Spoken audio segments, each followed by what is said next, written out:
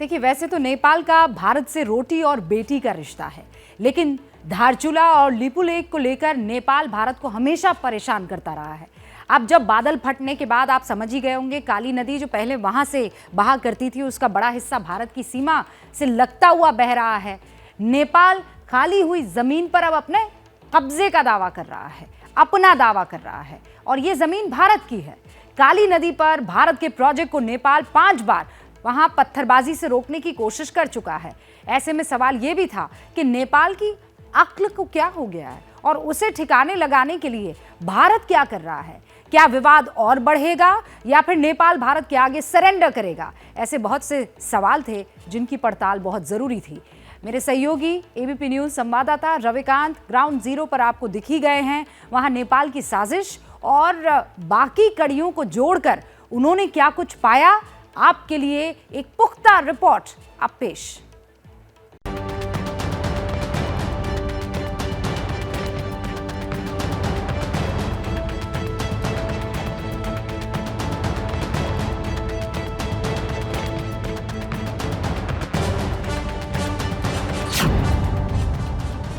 धारचूला की दुर्गम पहाड़ियों और दुर्गम रास्तों पर हमारे कदम बेसाख्ता आगे बढ़ रहे थे।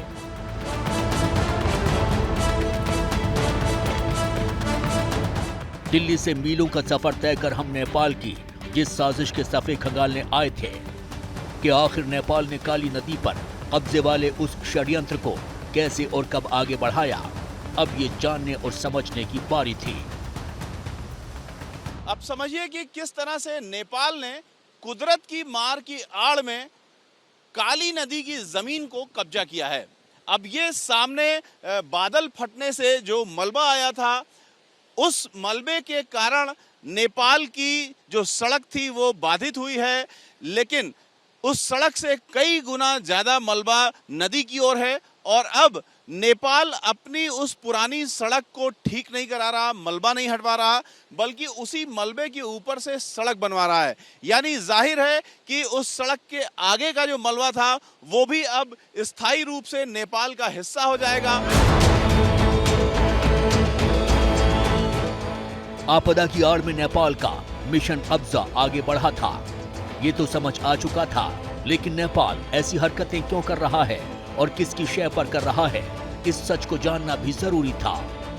क्या है ये पूरा मामला और क्यों इतने हालात बिगड़े हुए हैं कि नेपाल के जो नागरिक हैं वो लगातार पत्थर चलाते रहते हैं हमारे मजदूरों पर। नेपाल हमेशा से यही दावा करता आया है कि काला पानी, लिपुलेख और लिम्पियाधुरा जो भारतीय जमीन है, जिसको लेकर नेपाल के द्वारा हर समय यहाँ पे पत्थरबाजी की जाती है, जो एक इनका एक रवैया ही हो गया है, जो लगातार भारत पे अपना दबाव बना के उन पे एक कब्जा करना चाहते हैं। यानी धारचूला से करीब 90 किलोमीटर दूर जमीन के जिस टुकड़े पर नेपाल भारत से बैर बढ़ाकर बैठा है, उसी का साइड इफेक्ट काली नदी के छोर पर बसी नेपाली बस्तियों पर हुआ।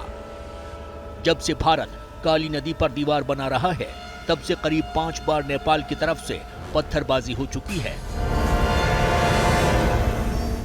पत्थरबाजी के दौरान भारत नेपाल बॉर्डर पर कितना तनाव होता है, इसका मीटर भी हमने मापा। ये बताइए कि आप लोग ये काम करवा रहे हैं, भारत की दीवार बनवाने का काम, क्या परेशानी आ रही है? परेशानी है सर, जब भी हम अपना ये पानी डाइवर्जन करने के लिए अपना मशीनरी लेके आते हैं तो ये नेपाल वाले जो लोग हैं वो पत्थरबाजी करना स्टार्ट कर देते हैं। कई बार तो मशीनें भी फूट गई और ऑपरेटर तक को भी चोट लगी है उसमें। तो क्या बड़ी तादाद में पत्थर आता है? हाँ सर, ये बड़े बड़े पत्थर लोग वो गुलेल बना के मारते हैं। कम से कम 50-100 की संख्या में लोग यहाँ उपस्थित होते हैं बराबर।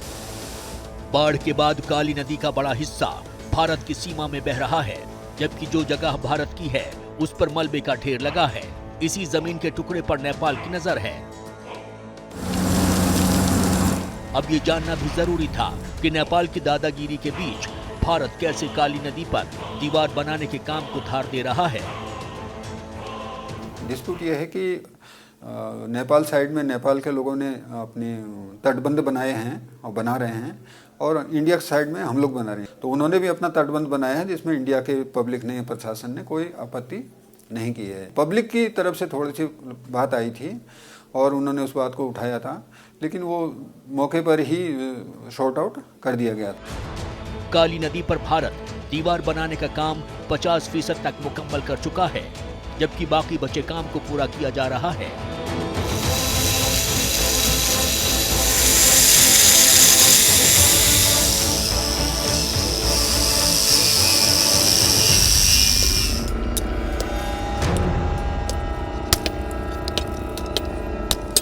यहाँ एक बात और समझ में आई, जिसके बूते नेपाल के मिशन कब्जा को ताकत मिली। मेरे पास अपना और अपने सहयोगियों के कई मोबाइल हैं। इन सभी मोबाइल में नेपाल टेलीकॉम लिखकर आ रहा है, कोई भी भारतीय नेटवर्क इसमें नहीं आ रहा है। काली नदी पर नेपाल भारत विवाद काफी हद तक सुलझ चुका है। पिथौरागढ़ प्रशासन की यही दलीलें भी हैं और दावे भी। काली नदी पर नेपाल की विस्तारवादी सोच को डिकोड करने के बाद हमारी पड़ताल यहीं खत्म हुई और हम बढ़ चले अपनी अगली मंजिल की तरफ। जैसे ही घड़ी का काटा दोपहर 2:30 पे आए, बबीता जी का दिल सास बहू साजिश के लिए मचल जाए। और ये है इनकी बहू, पूरे दिन ऑफिस की टेंशन हो जाए गॉन जब ये करें अपना फेवरेट शो फ्री टाइम पे ऑन। इनकी तरह आप भी देखिए अपना फेवरेट शो अपने टाइम पर और डाउनलोड कीजिए एबीपी लाइव ऐप अपने स्मार्ट टीवी पर।